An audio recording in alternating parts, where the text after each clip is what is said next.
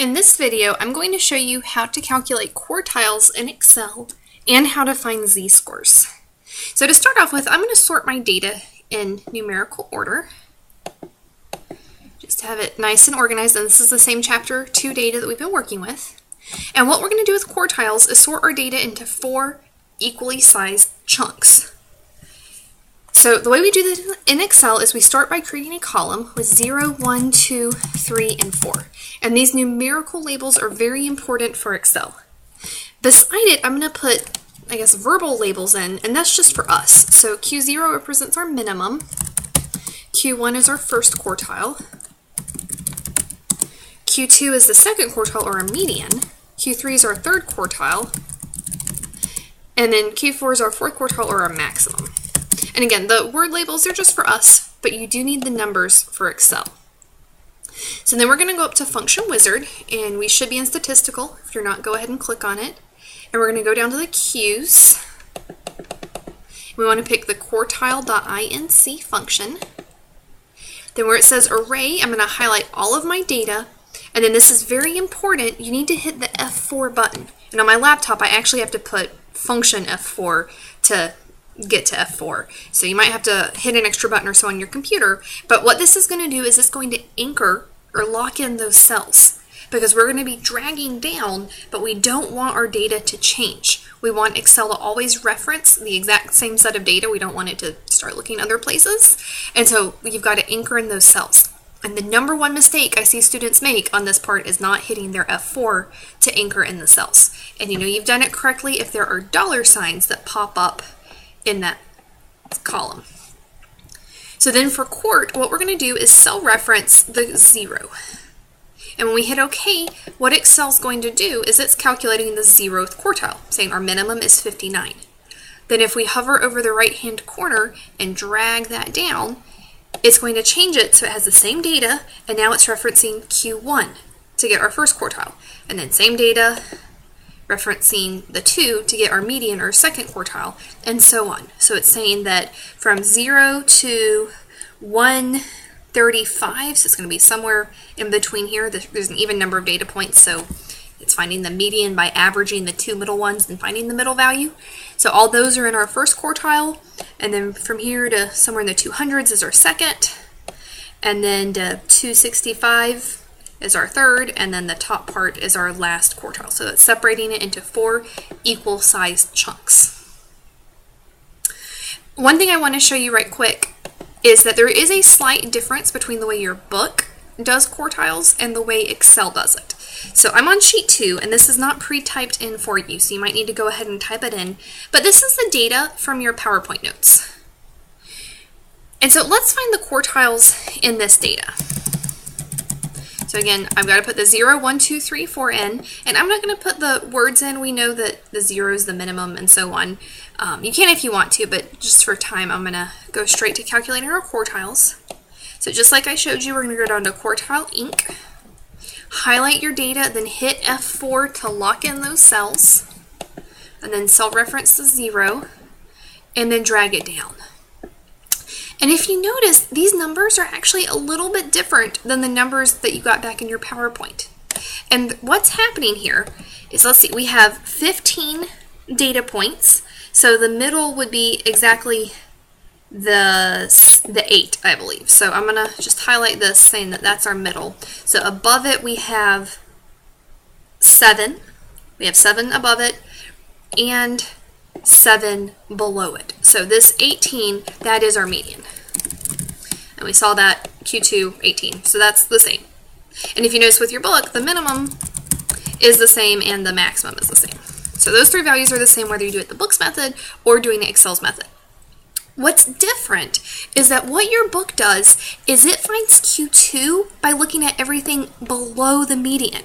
So it looks below the median and says, all right, 10 is the center of those points, so I'm going to call that my Q1. And then to find Q3, it looks at everything above the median to say that 31 is the center. I'm going to call that the Q3. So when your book does these calculations, it excludes the median, and it looks at everything above it and then everything below it to find its Q1 and Q3. If you notice, these numbers are a little bit off from what Excel calculates.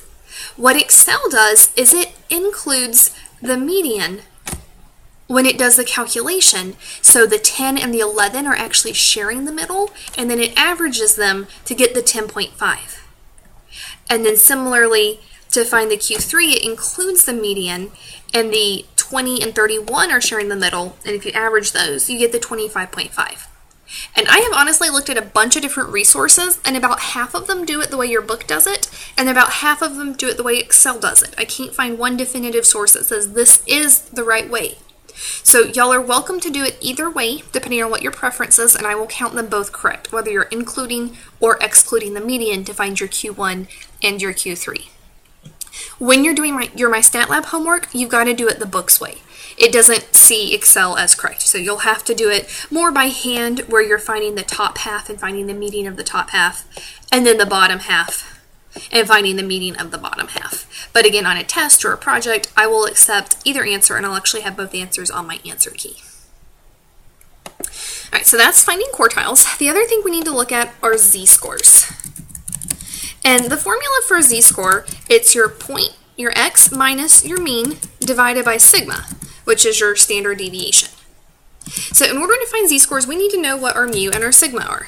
So mu is just the average, and you can go up to Function Wizard. I'm typing it in just so you can see that there's multiple ways to do it in Excel. So I'm going to find the average of my data to find my mu, and then sigma is our standard deviation for the population. So we need to find the standard deviation of our data using that stdev.p function. And y'all do need to know your Greek letters. They are very, very important. So please make sure when I say mu and sigma, you know what I'm talking about. So we get our mean and our standard deviation. So there's two ways you can find z-scores. Let's just do it. Let me actually insert a column here. There we go. So I'll show you the two different ways we can do it for a couple of them. My honest preference is just to do it by hand. If I was a student, I would go in and I would just type in the formula. I would do my x minus the mu divided by the sigma to say that this value of 59 is 1.5 standard deviations below average. So it's within the normal range. The normal range is within 2 standard deviations above or below, but it is definitely below the average. And if I drag that down, you can see all the different z-scores telling you how many standard deviations away each point is from the average.